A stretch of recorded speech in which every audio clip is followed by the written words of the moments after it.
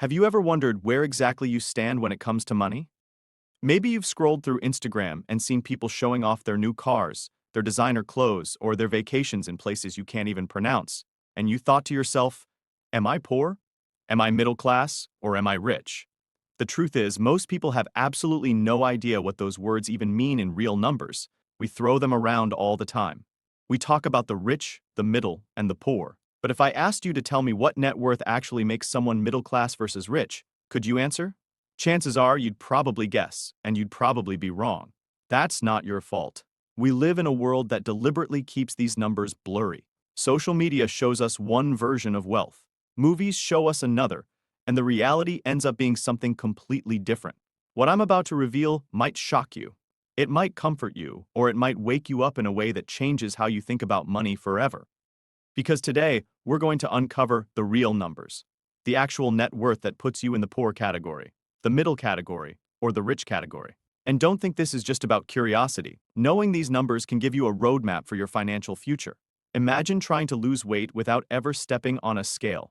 Imagine trying to get better grades without knowing the class average. Money works the same way. If you don't know where you stand compared to everyone else, how can you make smart decisions about your spending, saving, and investing? So stay until the end to understand where you stand, and also try to guess it in the comments. Let's start. Before we break down the classes, let's make sure we're on the same page. What exactly is net worth? It's actually very simple. Your net worth is everything you own minus everything you owe. If you add up the value of your house, your car, your investments, your savings, even the stuff in your house like furniture and electronics, and then subtract all your debts like your mortgage, car loans, student loans, and credit cards, the number you're left with is your net worth. For some people, that number is positive. For others, it's negative. And that number determines where you really stand. Now, here's where things get interesting. The Federal Reserve releases data every few years showing the median and average net worth of American households. And those numbers paint a picture that's very different from what most of us imagine.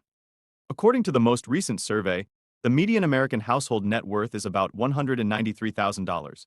That means half of households are below that number and half are above. But the average is over $1 million. How can the average be 5 times bigger than the median? The answer is simple. A tiny group of people at the very top hold so much money that they pull the average way up. It's like if half the people at a party are shorter than 5 feet 6 inches, but then a few giants walk in at 8 feet tall. Suddenly, the average height shoots up even though most people are still normal height. That's exactly how wealth works in America. So now let's walk through the classes, starting at the bottom. And don't be surprised if you find yourself in a different group than you thought. The lower class net worth, $0 to about $17,000 median. Approximately $6,000 life here is tough. Paycheck to paycheck, no emergency cushion, and higher costs on almost everything. But it's not always permanent. A young graduate, someone recovering from a divorce, or someone early in their career might temporarily fall here. The lower middle class net worth, $17,000 to $43,000 median, approximately $27,000. People here often have steady jobs, maybe a modest car or small home, but one unexpected expense can set them back. They earn too much for help, but not enough for comfort. The middle class net worth, $58,000 to $169,000 median, approximately $145,000.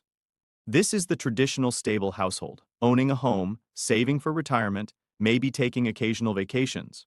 They're comfortable but not carefree. The upper middle class, mass affluent, net worth, $500,000 to $2 million. Doctors, lawyers, engineers, business owners.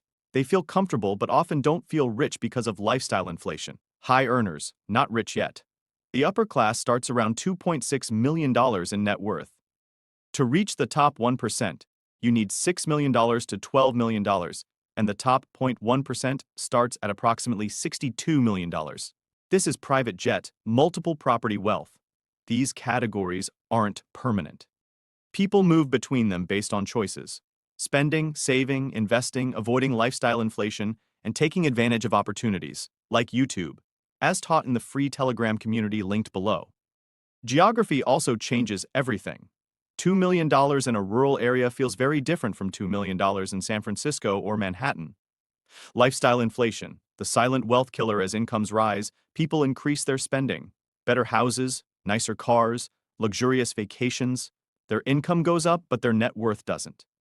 Someone making $70,000 but saving $15,000 may build more wealth than someone making $300,000 but spending almost all of it.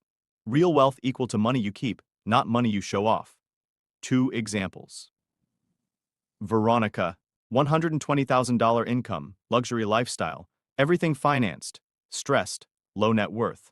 Alex, same income, modest lifestyle, invests $30,000 yearly, ends up with millions. Same income, different choices, different futures. What to do at each level. Lower class.